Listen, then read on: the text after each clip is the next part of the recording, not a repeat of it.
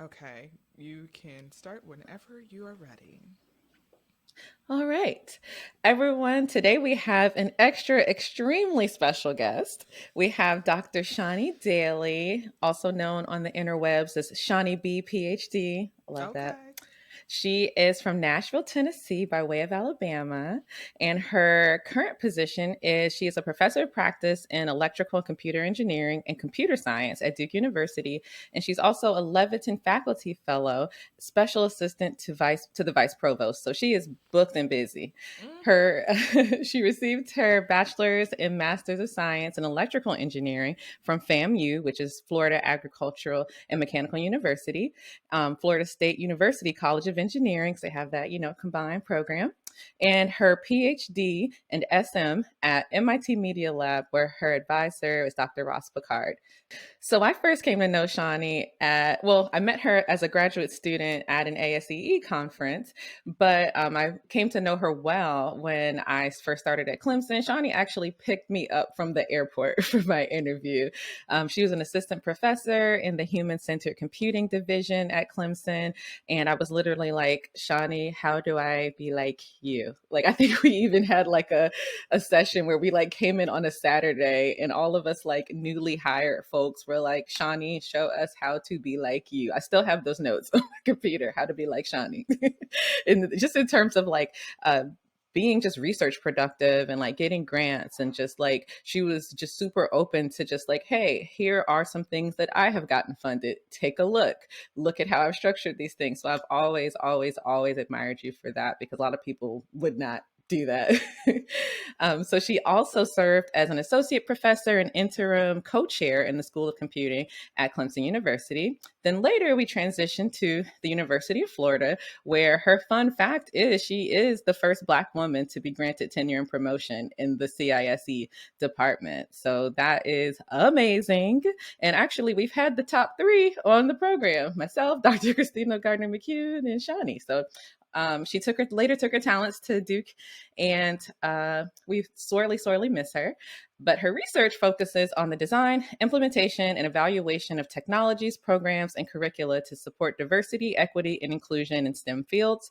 Her approach has focused on four key strategies. The first is collecting, analyzing, and interpreting data to support insights on best practices for DEI. The second is utilizing technology to support the development of interpersonal skills that'll facilitate collaboration in diverse settings. Third, developing technologies and programs geared towards making computing and engineering accessible to diverse identities. And fourth, mentoring, advising, and participating in outreach inside and outside of the university. If we have not bragged on her enough, she has garnered over $40 million in funding from public and private $40 sources. million. Four and a O. She could buy a country with that money. I'm just saying. $40 million in funding from public and private sources to support her collaborative research activities, including the recently granted $10 million grant, which over the next 5 years she'll use to establish the Alliance for Identity Inclusive Computing Education. And we'll talk more about that later in the show. Her work has been featured in USA Today, Forbes, NPR, Chicago Tribune, just to name a few places. And her other claims to fame, I hope she has to kill me, she loves to dance, she loves gymnastics and fitness competitions. Am I allowed to say that? We can take that out. Okay. So welcome, Dr. Daly. We're so excited to have you here. Awesome. It's good to be here. Glad to finally connect with y'all. Yes. Yay. Yes. So, I'm excited too. You got to tell everybody how you met her, but I didn't get to tell oh people yeah, how go I met ahead. her. Tell the people. So you've heard me discuss the Great Migration before on this podcast, which is what I refer to when Clemson took an entire Oh my group of gosh. humans and descended on my university. When you All of say them that, when you say that, I feel diverse. like we're walking with knapsacks on our backs to No, no, no, no, Florida, no, no. wading through the Like, water. this was more like y'all came to save us. So I don't know, like it was an underground railroad, but something like that. And listen, Shawnee has always been goals for a number of reasons. But she's invited me in a way that, like, none of the rest of y'all did. Maybe it was because ultimately I was on the same floor that she was on and y'all was on a different floor. And so we could talk more, like when I transitioned. But I just thank you for shepherding me in a lot of ways through the early years. Y'all are far too kind. Far too kind. Well, Shani, it is definitely real. And I feel like that's a common theme throughout your trajectory. Like just being super candid and open and welcoming of folks into spaces.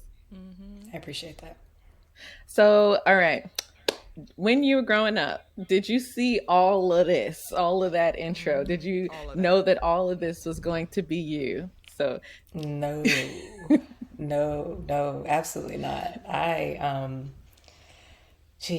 Like I always like to create things and invent things, but I didn't have any conceptualization of computing or engineering as like a career. Like an engineer for me was somebody on a train.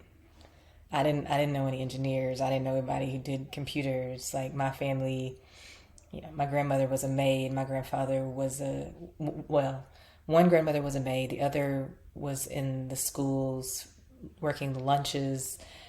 Another grandfather was a carpenter and then a tailor. Oh, wow. And like my dad was in car sales. My mom she was the only person that went to school beyond high school, and she got a degree. I forget what it was, like business administration, but it was like basically how to be a secretary. Wow. Which for her, as a Black woman, I mean, in the U.S., but she was in New Orleans, like that was, that's what you did. So, she's a little feisty. And, she said, I remember this story she told me where she was like, she was a secretary, like she finished school, she went to go be a secretary, and she was editing, like her boss would send memos. And she was like, by the time she got finished with the memos, she had like completely fixed it and changed it. She was like, why am I doing this for this man? Like I could do that. Right. So like she started pursuing other opportunities, and eventually like she was in management in her company. But I didn't have examples of people who did these things. And when I was real little, I wanted to open like a math and science learning center. Oh, wow. And then I got to high school, right? I got to high school, and one of my chemistry classes, she did this like crime scene investigators. And she like cleaned out a, what do you call it? A room, storage room. And she put like these mannequins, like someone had gotten killed, and wow. There was like clues left in the storage room, and we had to go in as investigators and like take notes. And then there was like some tests we could do and try to figure out like who done it.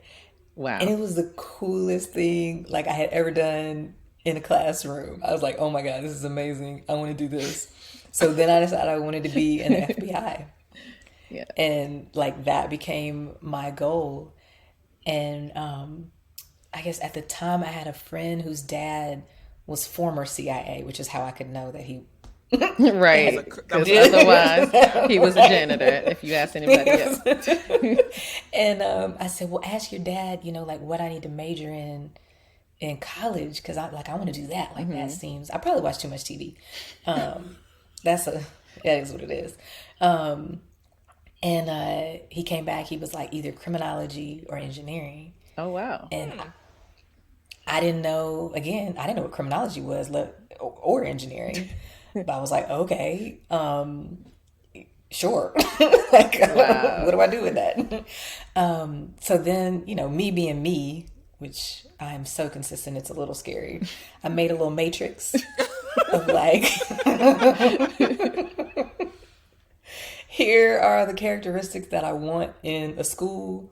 I needed funding because my mom refinanced her house to send me to Catholic school. Wow. Oh, wow. Because the school that we were zoned for was a grade F, D or F Yeesh. school. And she was like, We ain't playing not that. going to be a thing. Yeah. So she took out a loan on the house and sent me to private school. She was like, I'm doing this, so you're going to need to do the rest. Fair. So money was on my matrix. I didn't want to go anywhere above the Mason-Dixon line, and I literally said the Mason-Dixon line. Wow. Because I was like, it's too cold, and that is quality of life. Yeah. Logical. You know, good criminology, good engineering, whatever that meant. And dance team. Oh, yeah. I wanted to dance in college because I had been a cheerleader for a couple of years, and then I switched to, it was like dance / cheer, so like Laker girlish, which was like you cheer for part of the time and then you go out in halftime and dance. So I was like, I want to do that in college. So I made my little matrix. You know, I made a list of schools. I was a national, how you call it? National, not national merit. Honor for us. Society. NHS. National Achievement Scholar. Oh, okay. You know the little the PSAT, and you can get the national merit. Yeah. But they have the special edition for Black and Brown. Okay, girl. Yeah, I got the special edition. So You're like, and they need to recognize who they have. Well, I think it was an interesting because I think it was based on the knowledge that there were inequities in testing, and we weren't testing the same. That's a whole other podcast that I really would like to have that conversation on. Yes. But yes. Yeah. Yeah. So you know, our scores were probably less than the national merit folks, but you know, they were making allowances, you know, for that recognition. But like you said, Jeremy, that's a whole other thing. So yeah, like I visited some schools, Clemson, Alabama, FAMU, FSU. I can't even remember where else. It's been so long. This is 25 years this year. Wow. Wow. What? Jeez. Deep breaths. Deep breaths. Take it. Wait. Yeah. What? 1997, baby. And this was, as we said earlier, this is before Cash Money took over.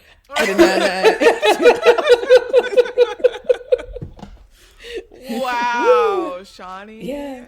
That is crazy. That's a what's the name? Ric Flair. Woo! Right. Yeah, 25 years. But anyways, you know, and then I did like my rankings, like who ranked well on that. And long story short, FAMU that year I was about to graduate, or the year before, was like in the Princeton Review as like a top university.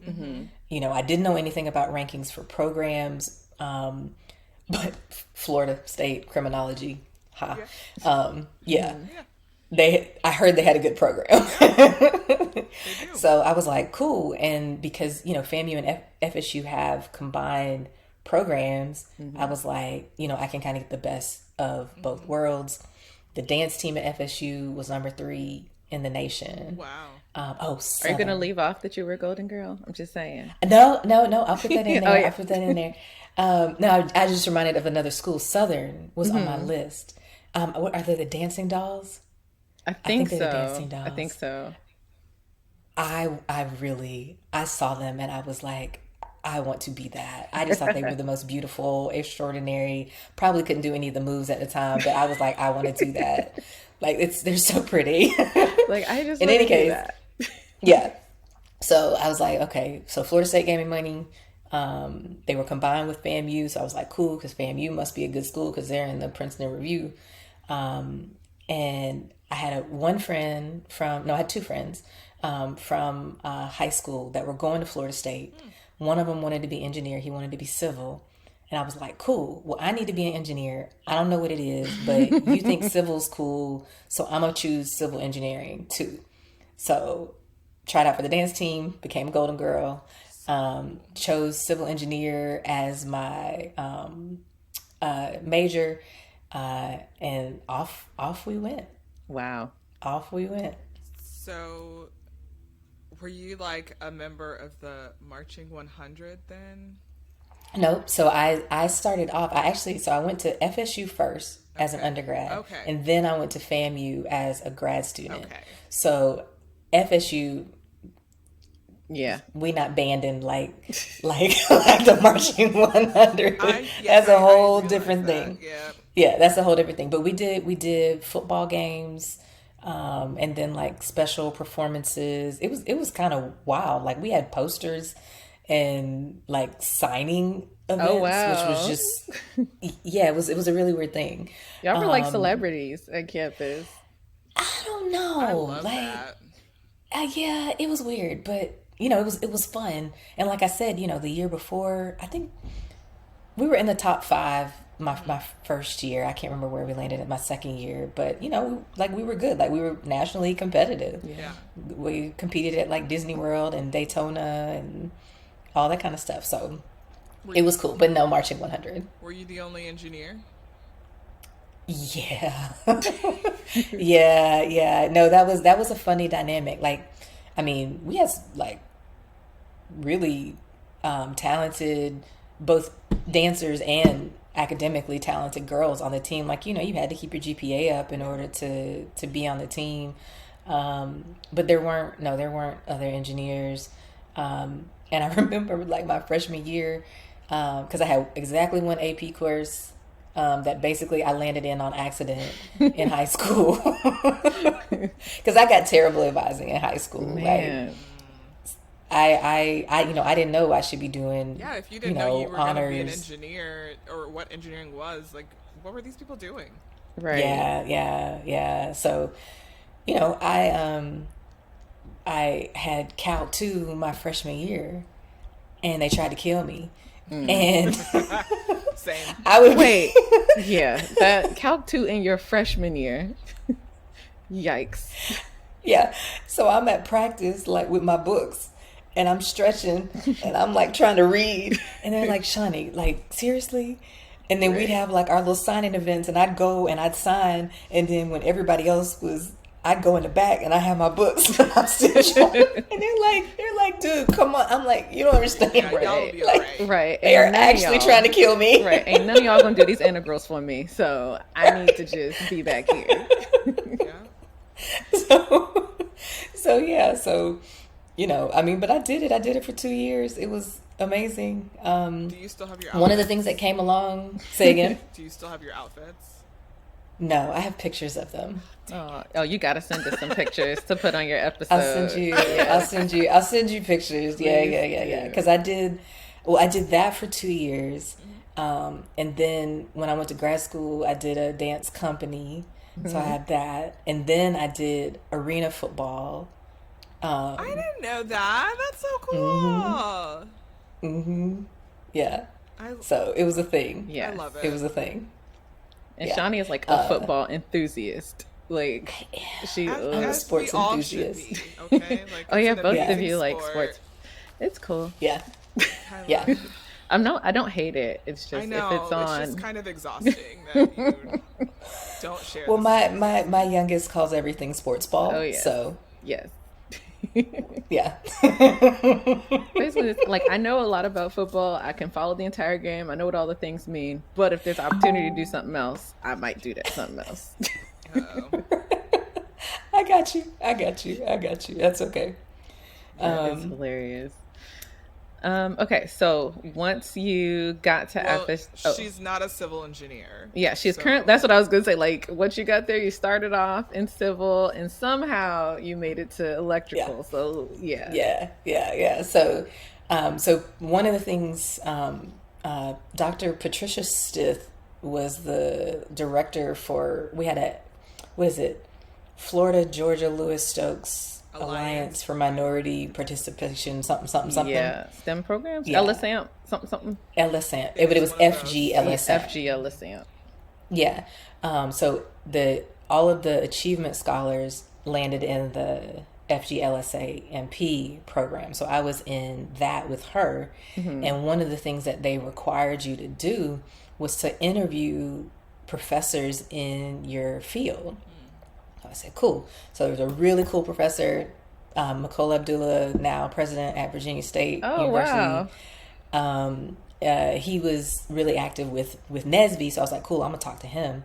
So I went to his office. I'm like, hey, I got an interview for this assignment, so on and so forth. Like, what do you do? Like, what's a civil engineer?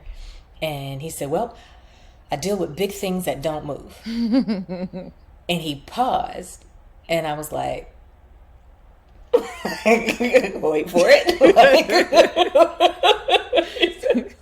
He said, like infrastructure, buildings, bridges, roads, those types of things.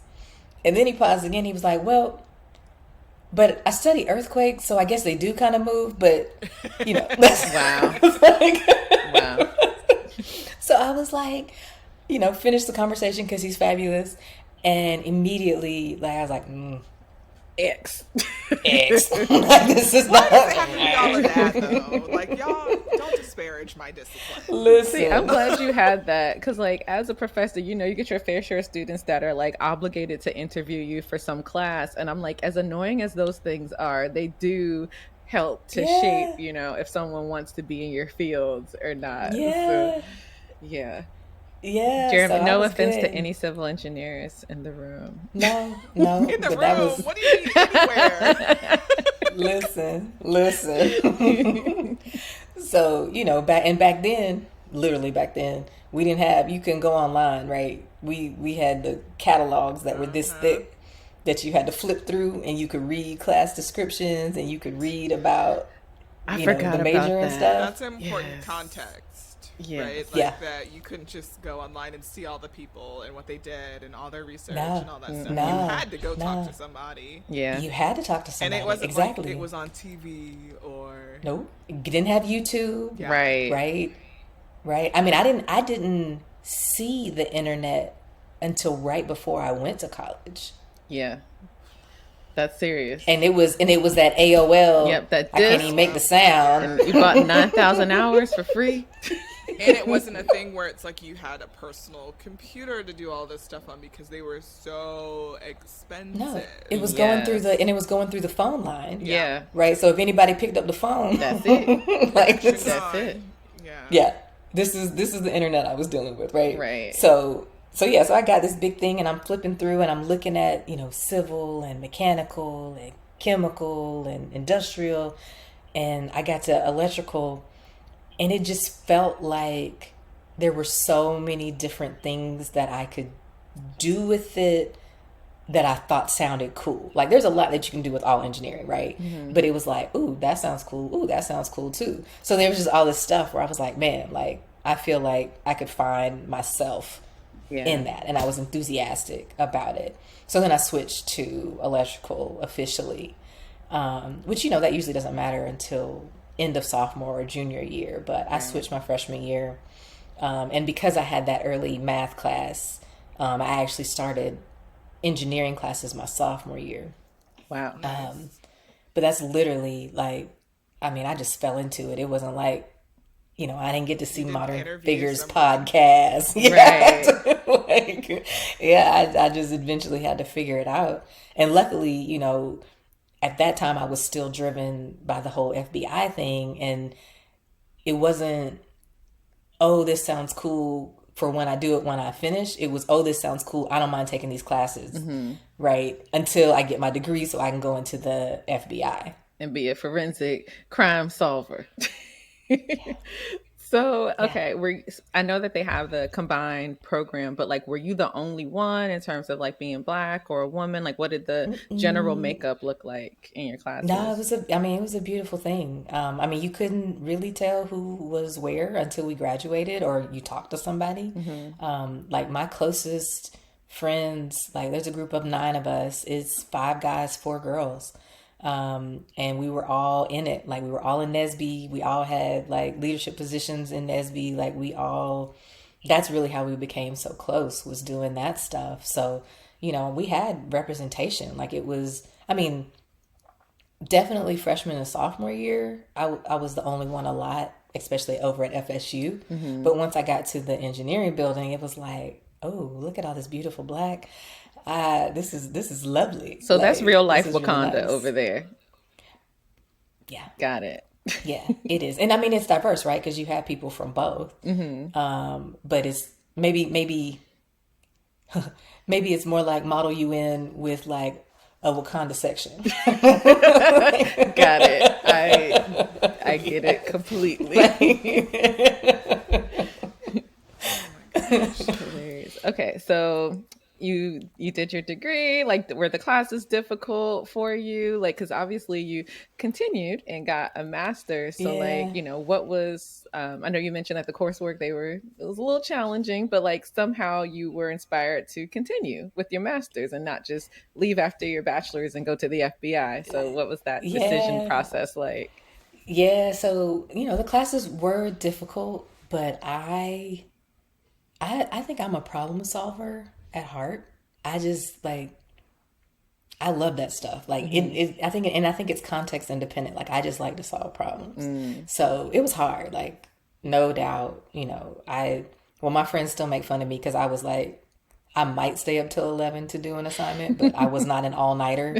That's Same. also Jeremy. Yeah, I I don't couldn't function. care enough. Like, I'm sorry, I value sleep, and no problem can't wait until I wake up in the morning. Well, you had an even better attitude than me. It was, I just can't function. Like, it's like, why am I staying up past 11 o'clock, sometimes 10, Right. if I'm honest, right? I'm not accomplishing Right. It's like my anything. brain has turned off and Also now I'm that, just also looking that. at words. Yes, like, See, no, I'm the I exist. opposite because like the daytime was so busy. The night was like the only time where nobody wanted anything. Everybody could be quiet and I could just like hyper focus on whatever coding issue I had and I could just like be one with the code and then go to sleep, sun's back up and everybody's talking and blaring and I don't know, that was my time to like escape and just be one with the computer. See, but I can do that at 4, 5, 6 in the morning, Oh no, see, no, right? that's too early. I can do that. See, I was I can do that traumatized because I then. had to get up at 4 a.m. from kindergarten to like eighth grade. So I was like, I want no Wow. parts of that early morning. I was Wow. traumatized. Yeah. I have a question related to your LSAMP experience. So, did you do research as a part of that program as an undergrad? Yeah, I did. So I worked with a few different professors because it was required. I did some studying on like solar cells. I did. There was a professor. Oh my gosh, I love him, and I cannot think. Frank Gross, who was studying Martian space dust.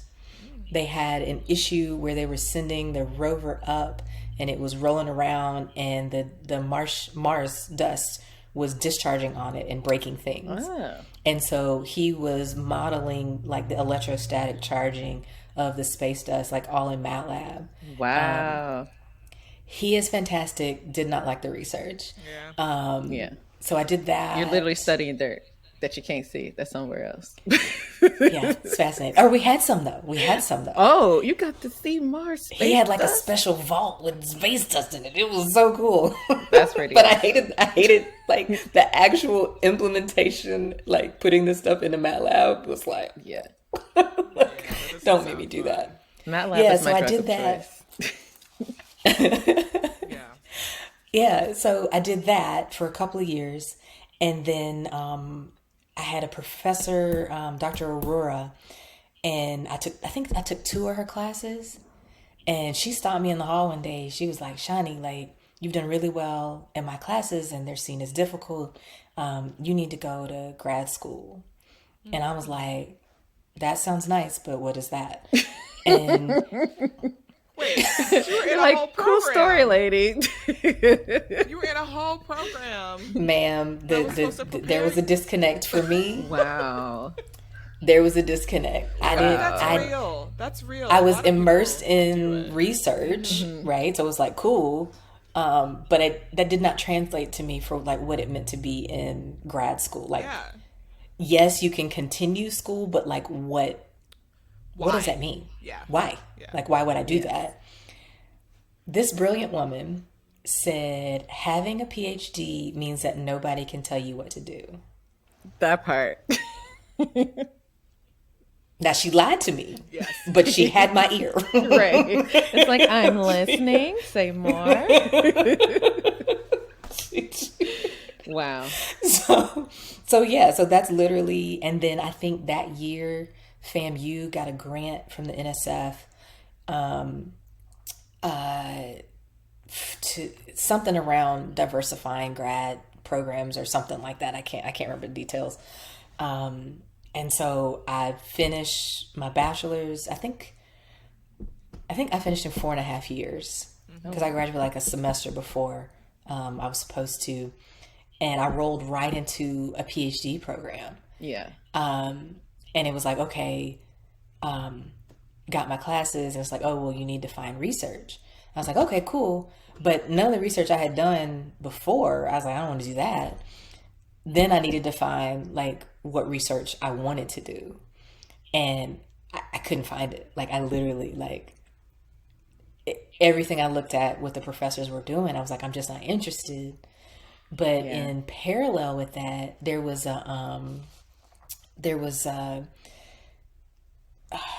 housing project that was right next to the engineering campus. And we were going there through NSBE. We started, actually Wanda, Eugene, and I started the Torch program for NSBE in the housing projects over wow, there. And we would be there, I can't remember if it was every Friday or every other Friday. We had a whole crew of folks that we recruited, and we were teaching the kids about technology and computers and all this kind of stuff. And I was like, that's like my happiest time of my week, right? And I was like, so how, like, what's that research? Like, what is the research where I get to like use engineering to like work with kids? And so I start dreaming, right? I started like, what is, I don't know what that looks like. And I was like, maybe I could like build something to like help kids learn. And because we didn't have anything like that, you know, I didn't know what was out there. And HCI was still in its infancy at that time. HCI was in its infancy for sure. So now that I have the internet,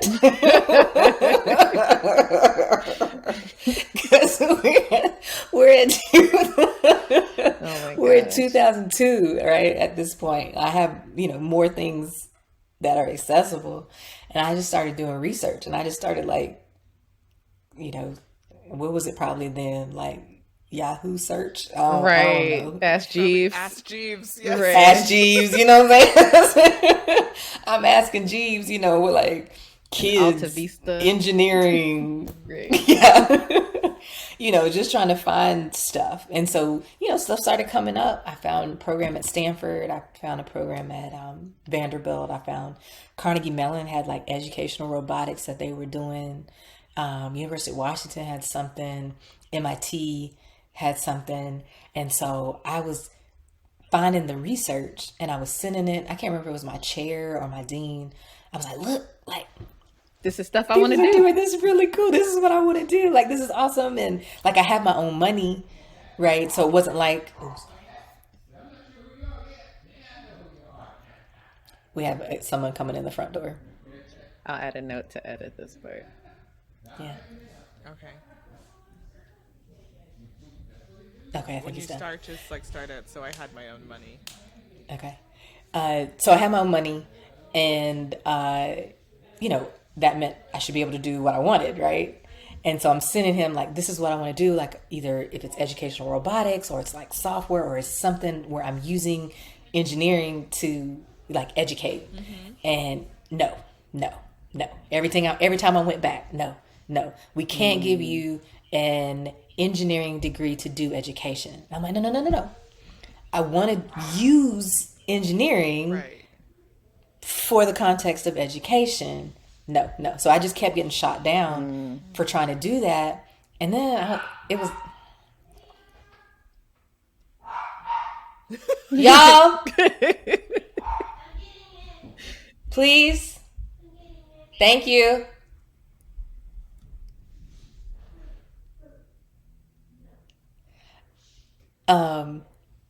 So I get to a point and I'm like, why am I trying to justify my existence and what I'm excited about? Right. Why don't I just go to one of these programs that I've been using as an example for what I could be doing. So I applied. And I opted out with a master's. I ended up doing, check it. I was actually building neural networks to try to decide if people might struggle in their intro circuits class, because a lot of people would take circuits and they would drop out of EE.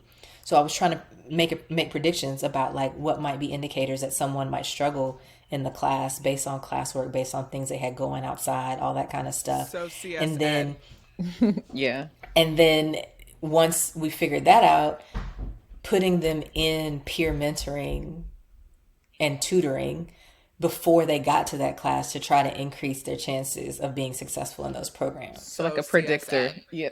Yeah. Yeah. So that's what I did for my, Right. yeah, that's what I did for my master's. But it was subversive, right? Because it was neural networks and they were okay with neural networks being a thing. Right. Wow. Disconnect, man. That's like serious disconnect. Wow. Yeah. So opted out with my master's. I got that in 2003. I should say this. I got rejected from Carnegie Mellon. Busters. Tis what it is. I was going to say another word.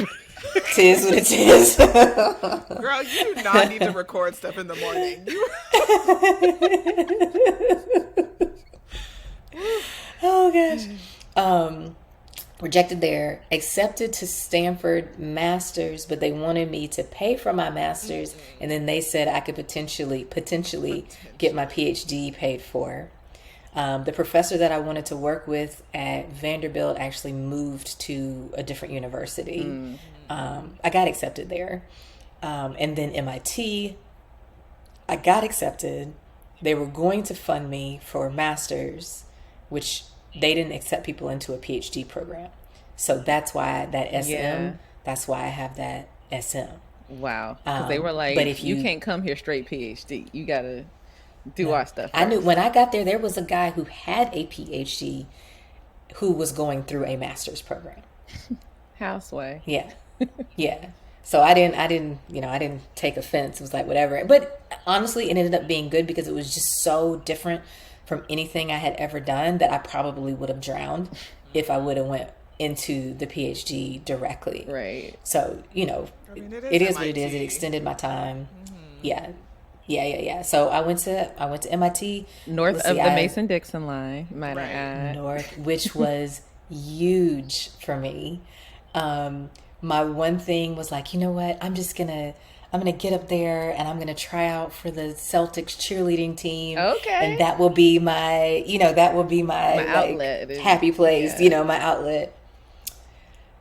Boston Celtics were the only team in the NBA that did not have a squad. Are you serious? Aww. Wow. Real thug tears. I was so hurt. So what do they do during halftime? Home games. So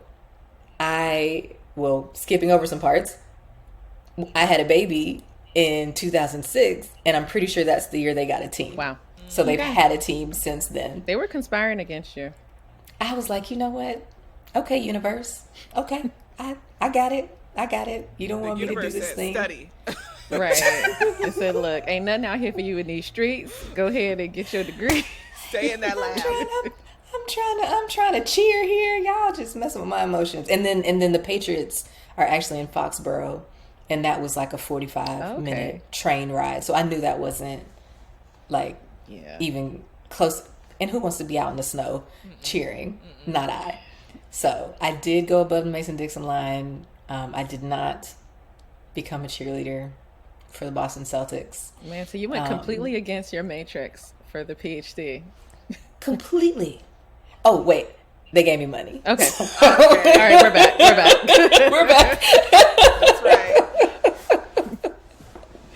And you got to work on stuff that you wanted to work on. Right. Oh, yeah. So the way that I found them, I actually found a professor at Tufts named Marina Bears, who was building like desktop virtual environments where kids were like building cities. They were in hospitals and they were building cities to explore like identity and religious values and all of this stuff. And they would make like these rooms where the things in the rooms represented aspects of themselves. Cool. And I loved it because I was like, like they're doing meaningful stuff. They're also learning about technology. Like it just seemed beautiful. Right. And I was like, well, how did she do that? And it turned out she finished at the Media Lab.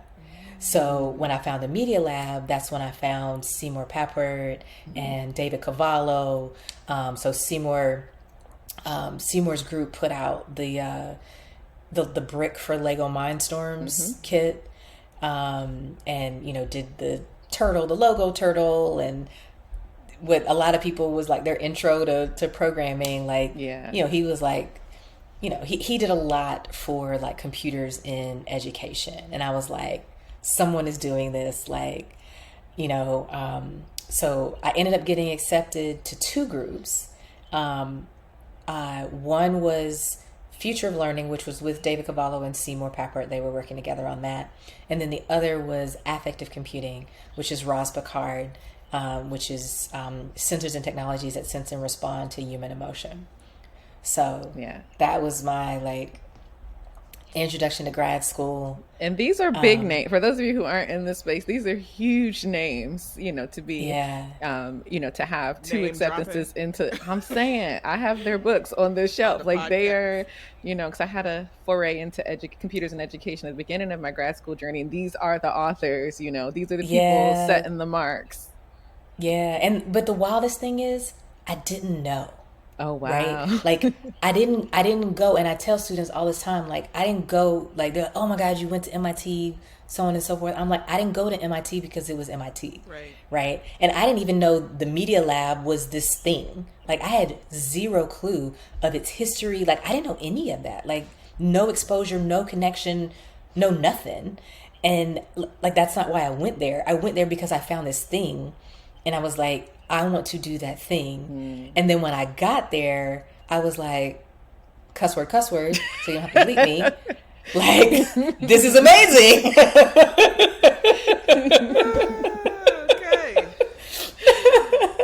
Okay, so I could talk to you for days because same.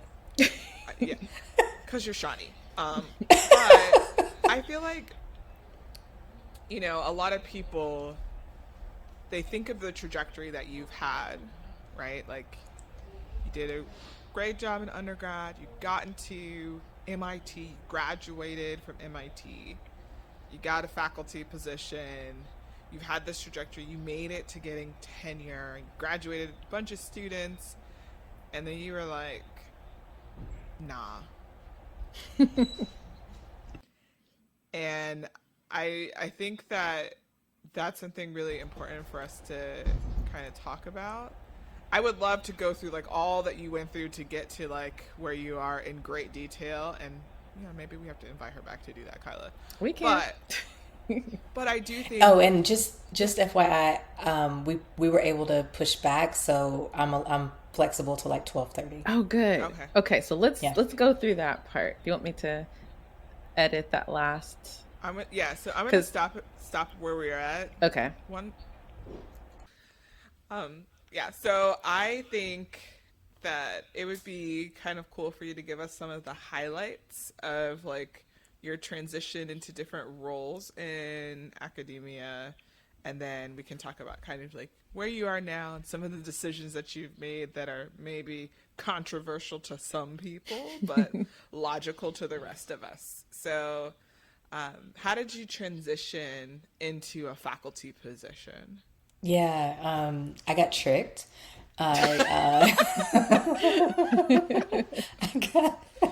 You weren't trying to be a professor? Absolutely not. She was trying to go to the FBI. No, I was actually done with the FBI thing once I got to MIT. I was like done. computers and education thing. And I was on the computers and education thing. So that was like 2003 where I had totally shifted that. So I did my master's and I was creating social and emotional learning technologies.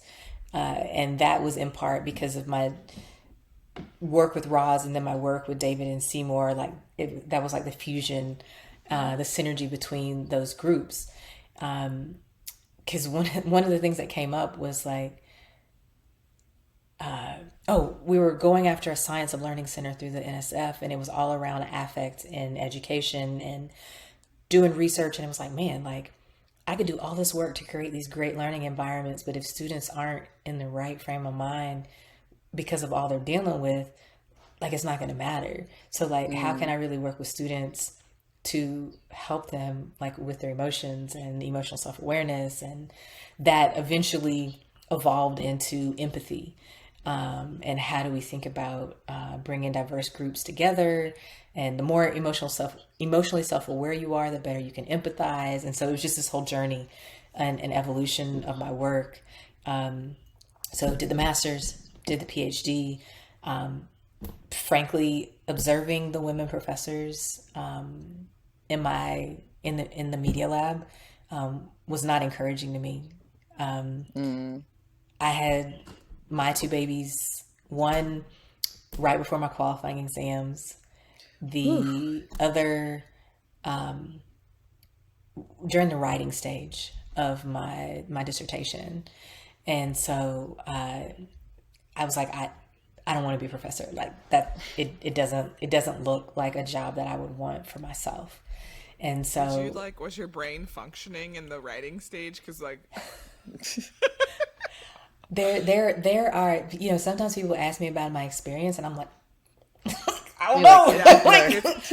I can't tell you. I have no idea. Yeah. Like I remember Amon Milner is my hero. He's at Olin now. We both started at MIT at the same time. There were 3 Black people. It was the most Black people they had ever had enter their program at the same time. Wow. And I remember I was nursing, and he was always nice enough to come to me, like come to my dorm. And I literally was working and I fell asleep on the floor nursing. Aww. And I wake up, I don't know if it was an hour or 2 hours later, and he's still there just and I'm like, oh my gosh. I'm like, Amon, like, I'm so sorry. You're still working? Like, I'm just floored. He's like, I mean, you seemed really tired, so I just felt like I should let you sleep. And I love him to this day for that. It was so sweet. Gosh. But I remember we were working on a book chapter, because we had been working with Mel King, who's a really well-known activist in Boston. He had South End Technology Center, and we were doing this cool program. So we were writing a book chapter about it. But, like I don't remember a lot of things during that time. Like, because you were sleep deprived. It's a blur. My qualifying exams, I had a 2, 3, 4, 5-month-old child who did not sleep through the more than 2 hours, excuse me. She did not sleep for more than 2 hours for the first 2 years of her life. Oh my God. Because she had something going on. But she got surgery. She got like tubes put in her ears. She had adenodectomy when she was 2. And then she slept through the night for the first time. And so if she was healthy, she would sleep for 2 years. And she was colicky. If she was sick, she didn't sleep for more than 30 minutes. From 2006 to, graduation 2011, I'm like, I was just there. Like I wasn't functioning. You were a zombie. I was just there,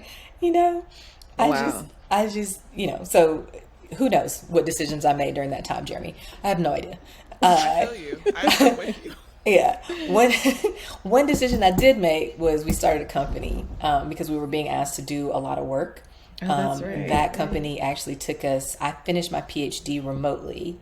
I moved in 2008. Zoe was born.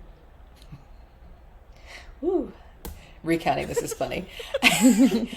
I moved back to Alabama to work on the One Laptop Per Child project in 2008, in July of 2008. I found out I was going to have Zoe in September of 2008. The project fell apart in December of 2008, and we had no contract, no other income except for my like $20,000 a year stipend from my advisor. And it was like devastating. And we literally were just trying to find like money, like what could we do?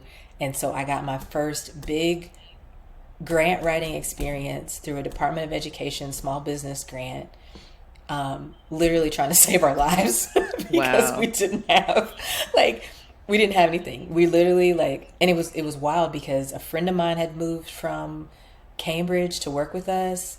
We were living in a 1-bedroom apartment with an oversized closet full of roaches because we couldn't afford it anymore.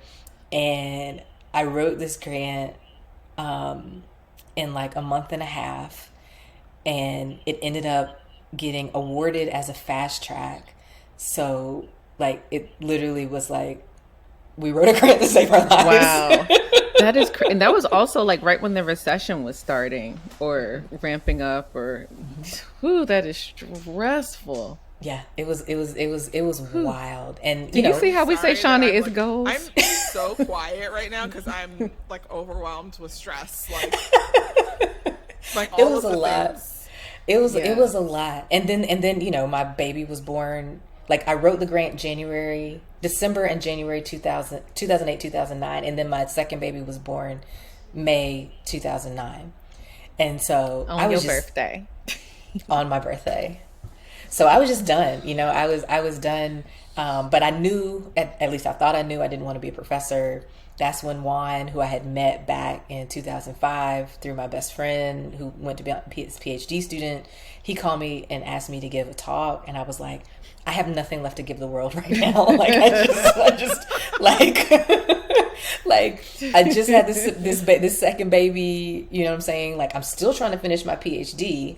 I'm also having to work this grant that I had to write because we have no money.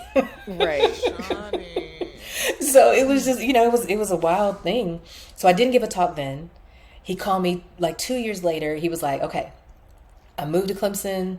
And, I want to show Clemson that there are talented Black women from, your Stanfords, your Michigans, your MITs, and that, they're out there and we can get them here.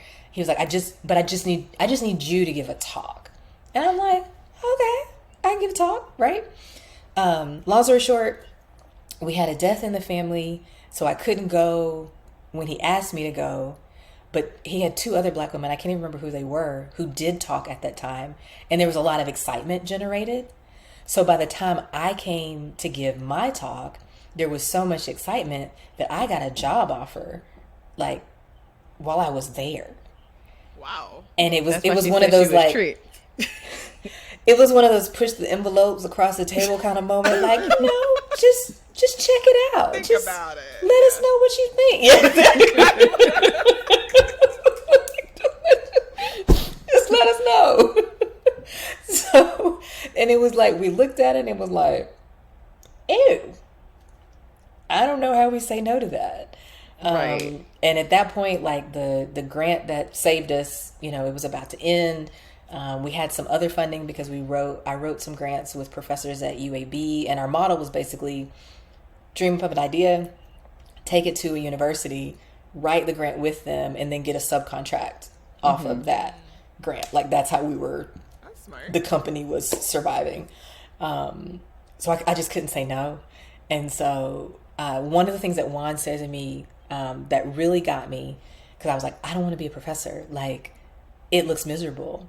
And he was like, Shani, like, being a professor is just like being an entrepreneur, which is what you're telling me you want to do. And I was like, I don't know. He was like, I work on what I want to work on. He was like, I hire people, right? Like, I'm running a small shop, so to speak. He said, the biggest difference is Clemson is paying my salary. And I was like, I like that. That's a good framing. That's a good framing. So, accepted the job. You get to do what you want. But also fund yourself, while doing what you want. It's like you have a steady paycheck and get to do what you want to do. Exactly.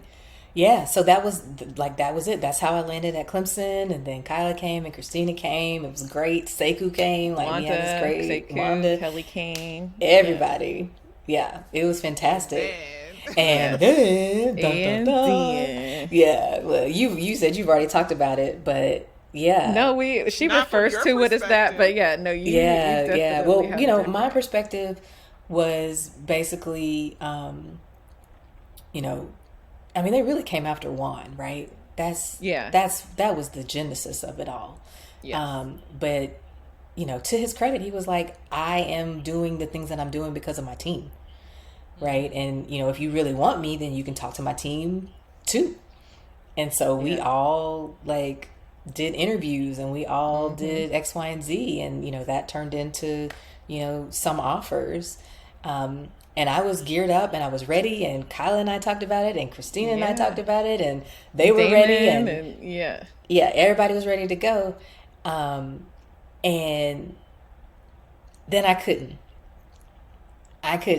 because I guess the part we jumped over was related to my family situation, where my first year of being a professor, I also became a single mom. And so I had a 5-year-old and a 3-year-old, and I had parents who were within an hour and a half of me, and moving to Florida would mean, one, moving them farther away from their father, and also moving me farther away from my support network. And it was like, okay, might have to rethink this. So eventually, like, I turned down the offer with the dean at UF, and she was like, well, I really like you. Again, deans are brilliant, deans and chairs. I really like you. Let's just stay in touch. Let's just stay in touch and keep the conversation going, and I'm happy to mentor you and all that kind of stuff. And she literally, like, from when I turned down the offer in, like, I don't know, it was like June, I talked to her once a month: July, August, September, October, Wow. November, December. And every time we She's talked, awesome. she was like, tell me a little bit more about why you couldn't come. And she was intel gathering. She was so by January, she was like, okay, what if I give you this salary? We bring you in at an associate level. You can go up for tenure whenever you want. And I'm going to send a truck to get your parents and you and bring Really you said all. that. Yes, the moving van stopped at my parents, came to get me, and took us all to Florida. Wow. Yeah. So she moved everybody. Everybody. Everybody. I like it. She's like, I feel like she studied from the one, or maybe they're co-kindred spirits in that art of Listen, negotiation and getting people to do what they need them to do. We are absolutely co-conspirators in that. Listen. Y'all went what, 2014? I came in 2015. And it was, again, like, you know what? And my parents were willing. I'm an only child, so my parents were like, cool, like, we can do that. Like, we're happy to be supportive. So it worked, for us. So we all moved down. And literally, that was 2015, July, 6 months being at UF, and I met a dean from Duke. And talking, like, she's fantastic. I had briefly met her a couple years before because she was the mother of somebody who I was at Clemson with. But I then didn't know that. I was reintroduced to her in 2016, and finished that conversation. She was like, I really think you would be a good fit at Duke. I was like, listen. I just moved everybody. Just moved everybody. So she slid another envelope across the table. 6 months in. I am 6 months just in. Got here. Like, I'm just getting settled. Like, we're just hung figuring up it pictures out. on the wall. If that. Because y'all know I don't decorate. But and I'm like, and she was like, you mentioned you have 2 kids, right? I'm like, you know that. She's like, well, just putting it out there. You know how they start like that. You know what's going on, right? Just for your information. Yeah, Duke will pay 75% tuition anywhere they want to go in the country. I say, you're dirty. That is just dirty. Like, how can I not Right. listen to that conversation, right? Mm-hmm. So I sat down, I did the math. My dad likes to math, so we both mathing. Like, And the math was mathing, the calculations was calculating. Times 2. Right. Carry the one. But it was still difficult because, like you said before, like, I was pretty sure I was about to get tenure, right? I was in good shape. Like, I was doing fine. I was checking the boxes. Juan was a really good mentor in that and telling me what I needed to do and making sure that I got plugged in where I need to get plugged in. But at the end of the day, it was like, I don't know how I can just be like, nah, like, I'm good. Yeah. Again, like, it's just me, right? I got to figure out how to make sure these girls have what they need. Yeah. So It's a that was hard offer literally, yeah, but I had y'all, right? Yeah. Which the best Have. community ever. Have. You know what I mean, though, right? I know, I mean, we yeah. used to have game You couldn't nights just and walk we down the hall did Right. anymore, Super yeah. Bowl and walk down the hall. You know what I mean? Like, Go to we were trampoline hanging. park and just everything. Shawnee taught me how to do a front flip on the trampoline. Yeah. So all that. So it was like, oh gosh, but if I'm really being future thinking, like, I got to do that for the kids. Like, I got to do Yeah. that for the kids. I have to put, and it was actually ended up being a career decision as well, because, I was not being offered a tenure track position at Duke. I was being offered a professor of the practice, which comes with a 5-year contract. At the time, at associate level, it came with 5-year, and at the full professor, it came at a 10-year. So I was like, I just got to get them to like me twice. Right. Like, Exactly. just- And we good. The kids is out of college. Y'all can do whatever y'all want. That'll, But can you explain what professor of practice is for people listening that haven't heard that? Yeah. So it means different things in different places, to be clear. At Duke, it means that anywhere from 60-80% of my job is supposed to be around teaching, right? Your research is usually in the teaching space. If you do research, which you don't have to. At Duke, it means you teach 4 classes a year rather than 2 classes a year. But for me, I was like, well, at Clemson, I had 2 in the fall, 1 in the spring. That was 3 classes a year. Like, 1 more class, like, I can still have a research program, so on and so forth. So I was like, again, I need to get them to like me twice. After that, you know what I'm saying? Because the youngest, she graduates in 2027. And the math started mathing again. The math started mathing again. So that was like, it wasn't like, I was not unhappy at Clemson. I was not unhappy at UF. It was just like things that were external to me that I also had the opportunity at Duke to work with, it's called the Duke Technology Scholars Program that had just kicked off in 2016. And they were like, hey, you can run this program, trying to get more women into computing. And I was like, I feel like I could find myself there. And that's literally how I landed at Duke. So I just finished 5 years. Man, it's really been 5. It's been 5. I'm just thinking back to that, maybe June it was, where it was like, Shani Daly has just been awarded tenure. Shani Daly has just left. Shani Daly has exited the chat. And you know what came after that? Like, hey, Jeremy, would you like to come work at Duke? Wow. And I was like, I'm not leaving. Listen, It's too early. Listen. But no, it makes sense. Like when doors are opened and they are the best fit for you, because we're not just research robots. We have whole lives. We have family, like people that we're responsible for. So you have to make that best decision. Because some people would be like, no, I would never give up tenure track for blah, blah, blah. But did you think about your family? Different career goals too, right? Like Shani wasn't trying to be an academic, right? She was trying to help our community, really.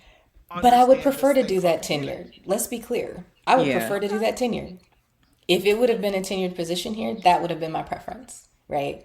Like, I felt like I could do a good enough job where I didn't have to worry about not having tenure, Yeah. Yeah. right? But I would much prefer, and even now, I would much prefer to have a tenured position, because there's like my strategy right now, like when I have issues, I have this lovely full tenured professor who enjoys speaking out.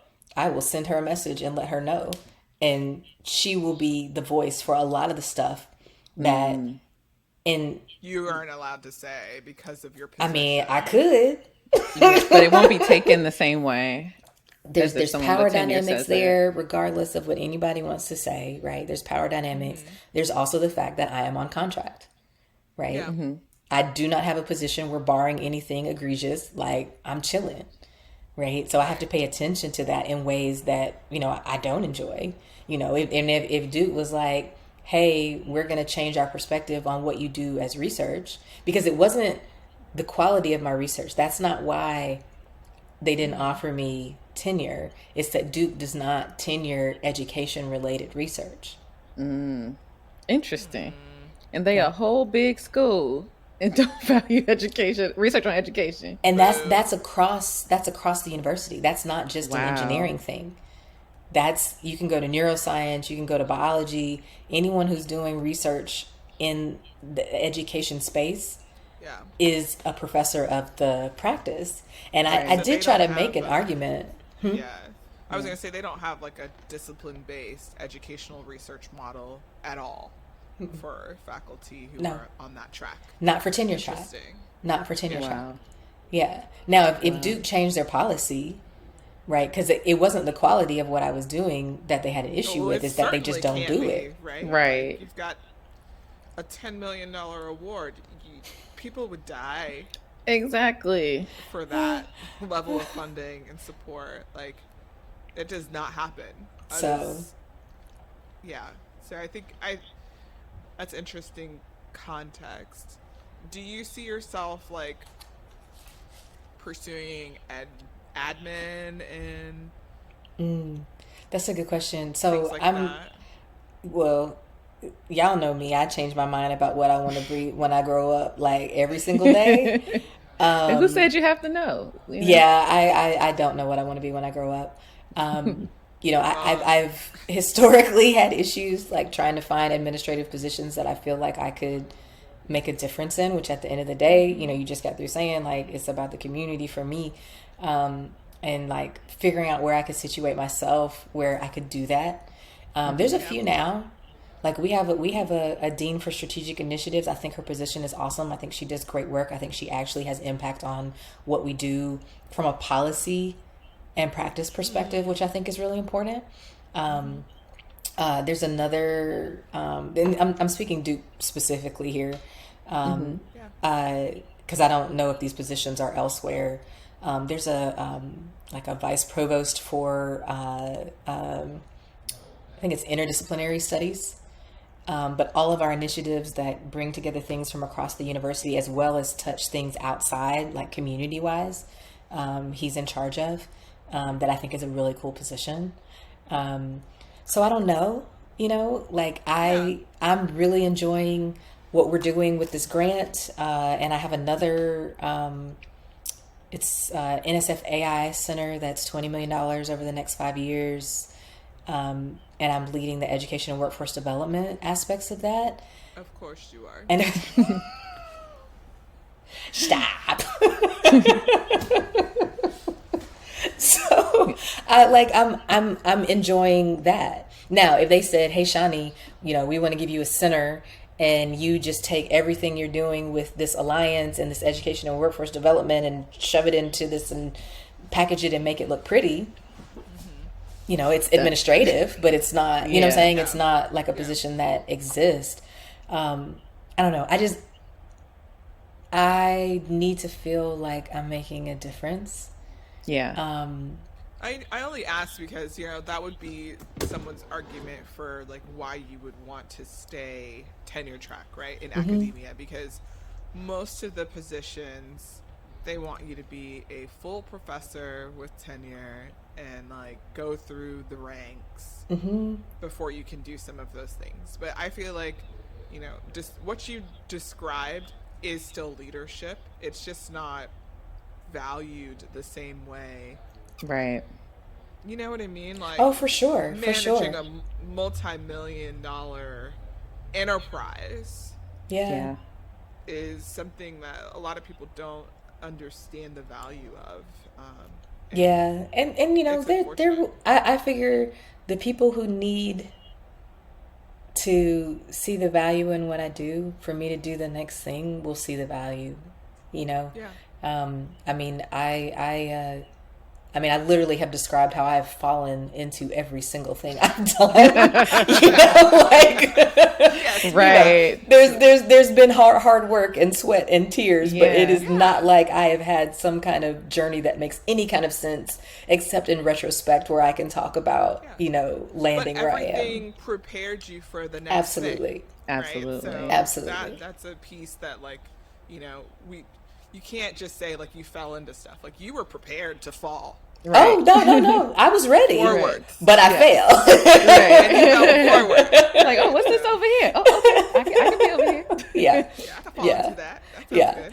You know, But I didn't Shawnee, know I about definitely grad want. school. Yeah, no. Yes. I was going to say, I definitely want you to talk about these projects these Mm-hmm. multi-million dollar projects that, you know, you've had granted and that you're working on so that, you know, people who are in, around, at Duke, you know, if they, you know, if it sounds interesting to them, if they could be a part of it, if they could support it, or just, you know, be a bystander who's like, you go, Yeah, girl, or and I'll take $1, you know, next time. That's all I'm gonna say. Yeah. So okay. So one is the Alliance for Identity Inclusive Computing Education. It's I the met. Athena project. Is that it? No, that's a that's different a one. different. Yeah. So this is this is ACE. This is I'm working with the rock star who is Dr. Nikki Washington, who Oh, joined yes. Duke in 2020, and we wrote this Includes Alliance grant. Uh, 2020, beginning of 2021, it killed us. Yeah. And the But world was imploding at the same yeah, time. yeah. So But her, continue. all of that. So her, you know, the wildest thing, I wrote 6 grants in 2020, and I still don't Wow. know, like, why or how I thought Wow. that would be okay. In any case, Wow. Shawnee, stop. Um, If you're listening, that was Shawnee talking to Shawnee. Yes. I so yeah, so her chair approached her about writing the includes thing, and she was like, the only way I'm heading this up is if I can work with Shawnee and she gets to roll in some of the stuff she had already been thinking about. So we put our heads together, and you know, I mean, I've been working in diversity, equity, inclusion since we were working at the housing projects at FAMU, right? And thinking about how we Right. get our communities in these spaces. But all of our stuff has been really student focused, right? How do we prepare students? How do we get them in? How do we mentor them? How do we do all this stuff? Which is all very important, right? Never will diminish the importance of the stuff that I have done and other people have done and are continuing to do. But it was like, but we do all of that, and then we send folks into these toxic spaces and say, go forth and make it happen, right? So this entire grant is written with not a single student focused intervention. It's all around people, policies, and practices. And when I say people, I mean staff, administrators, faculty, educators on K through 12, who at the end of the day, based on their policies and practices, interpersonal interactions can really serve as barriers to people Yes. entering computing, right? Yes. And so we teamed up with some fabulous people, University of Oregon, Mount Holyoke, Bard, Georgia Tech, Computer Science Teachers Association, and designed a bunch of interventions for people, to change policies, to change practices, to really think about institutional transformation in a holistic way. And so a part of that is the 3C Fellows program, which I joined with Nikki and a then graduate student who is now at the Media Lab.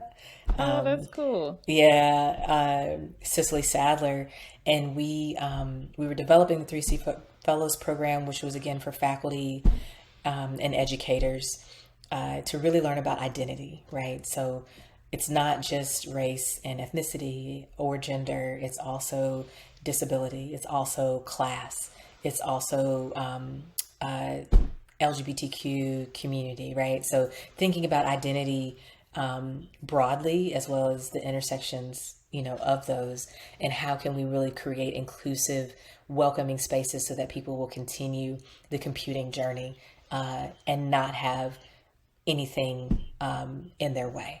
So that's ACE. The other one is Athena, Jeremy, that you mentioned. That is an NSF AI institute.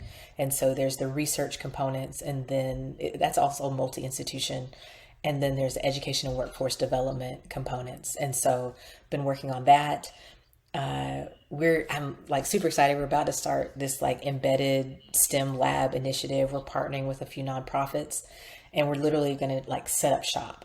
The two that we're talking to have historically done after school programming, but it's been mostly around like academically around like support and tutoring for what the kids are doing. And then, college prep and holistic health and stuff like that. But they really want to get like more of the informal science, especially computing learning into what they're doing. But their staff are saying, hey, we don't necessarily feel comfortable doing these things, but we want to do them. So we're going to set up shop and work to develop capacity, right? So that their staff feel comfortable, like they don't rely on us to have to do things, and then co-develop programming for their students to do either after school or through a summer camp. So we're like in the early stages of that partnership.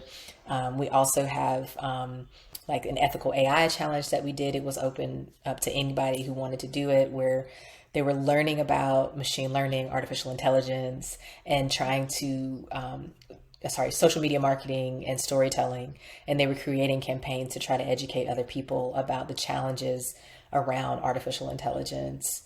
So we just have you have a lot going on.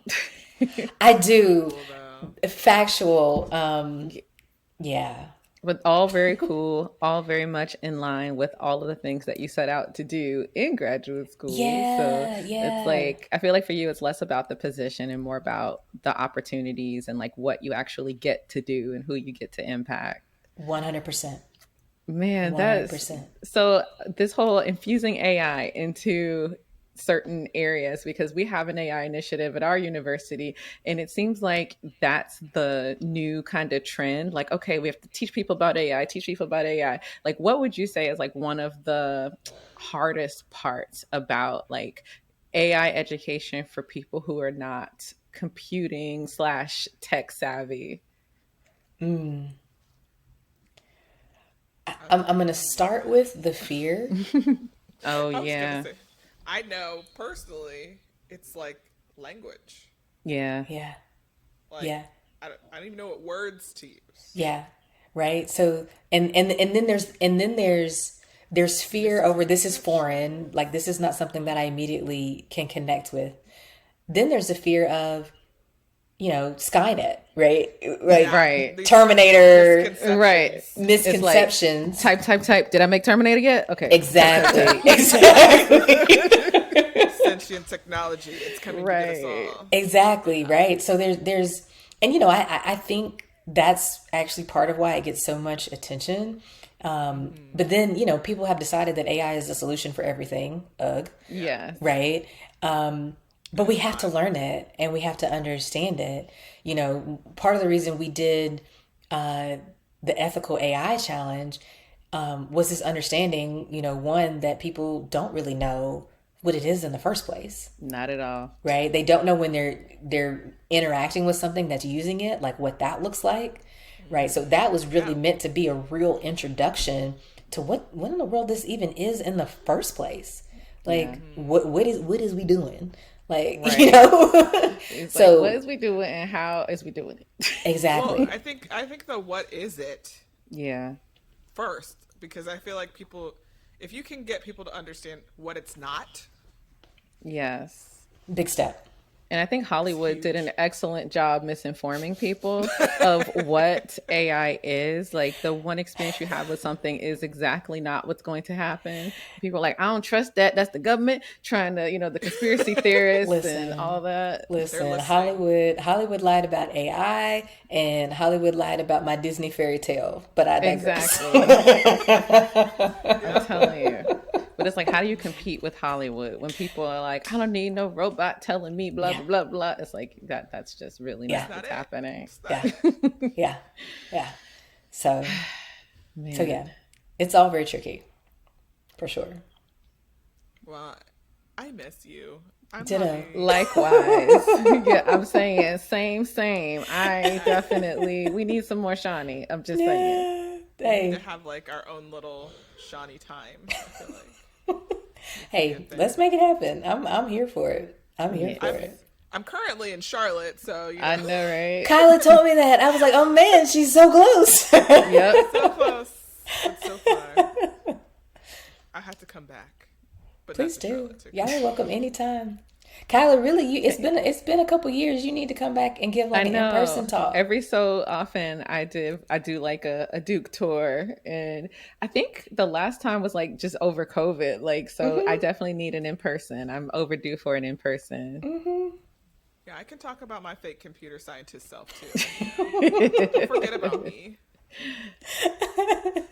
Let's Half of make what it I do is happen. computer Yeah, if science. there's anything we can come up there for, we can come as friends, we can come as modern figures, we can come as Hey, ninjas, whatever we need to get up there hey, for. hey, We are hiya. Let's definitely make here it for happen. it. Hiya. Okay, so how do people find out about you and your work and all things Shawnee on the internet? Oh, the interweb. So we have like Ace has social media.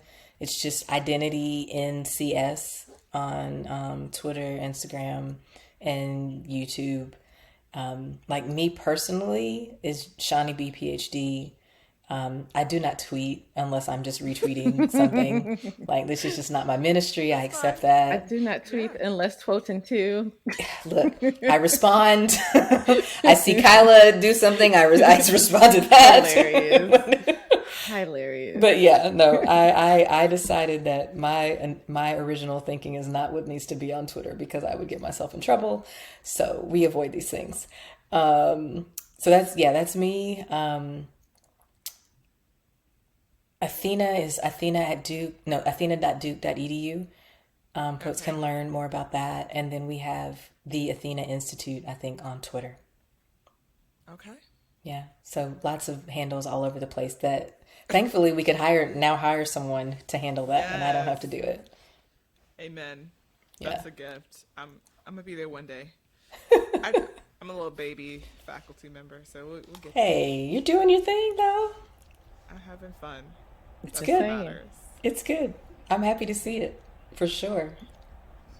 Yay. Yeah. I'm so sad this has to end. We'll find more time. Okay. Alrighty. Yes, we'll have to have you back for something. If you're like, hey, I want to talk Yeah. about this and people need to know. Come on Yeah. back. Yeah, absolutely. Happy to. Okay. Yeah. Thank you for your Thank time. you, No problem. It's Shawnee. so good to catch up with y'all.